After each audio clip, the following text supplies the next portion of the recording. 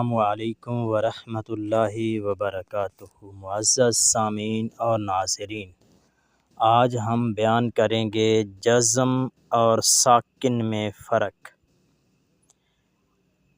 جزم اور ساکن میں 4 فرق ہیں۔ نمبر 1، جزم کلمہ کے آخر میں ہوتا ہے، بخلاف ساکن کے کہ وہ بیچ کلمہ میں بھی ہوتا ہے۔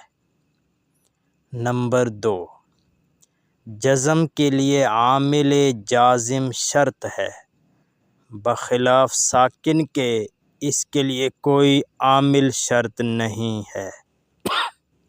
نمبر 3، یہ کہ جزم فعل میں ہوتا ہے، بخلاف ساکن کے وہ اسم، فعل اور حرف تینوں میں ہوتا ہے۔ نمبر 4،